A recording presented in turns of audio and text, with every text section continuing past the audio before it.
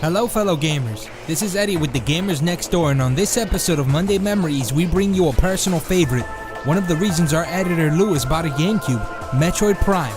Metroid Prime is an action-adventure first-person shooter developed by Retro Studios and Nintendo for the GameCube. It was released in North America on November 17, 2002.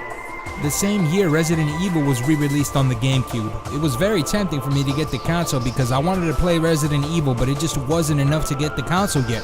Then later that year, Nintendo also released Metroid Prime, and I was like, take my money now. The idea of a full 3D first-person Metroid game sounds crazy, but developer Retro Studios did the perfect balance of classic Metroid exploration and first-person shooting mechanics. Metroid Prime is the first of the Prime storyline. Like previous games in the series, players control the iconic bounty hunter Samus Aran. The gameplay involves solving puzzles to reveal secrets, platform jumping, and shooting foes with the help of a lock-on mechanism that allows circle strafing while staying aimed at the enemy. This lock-on mechanic is perfect for the new first-person shooting perspective. Samus must travel through the world of Talon 4 searching for 12 Chozo artifacts that will open the path to the Phazon Meteor Impact Crater.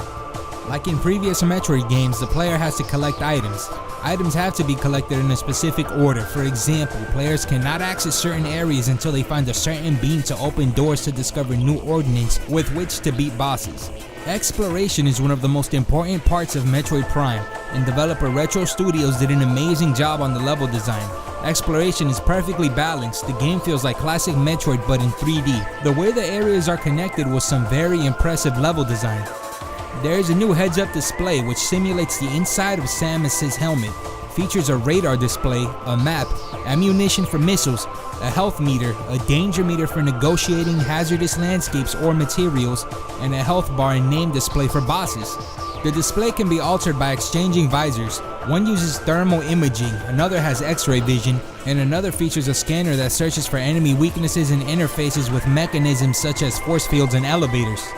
The game still looks great, but I recommend trying it on the Dolphin emulator for PC if your PC can handle it.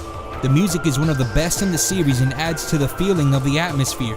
Metroid Prime is one of the best games on the Nintendo GameCube, and it's one game that I will buy again if Nintendo decides to make a remastered version. Can't wait for Metroid Prime 4. Hopefully it releases next year. What are your best memories with Metroid Prime? Sound off in the comments below. Once again, thank you guys so much for watching. Remember to like and subscribe at the Gamers Next Door on Facebook and YouTube. This is your host Eddie signing out, and as always, happy gaming.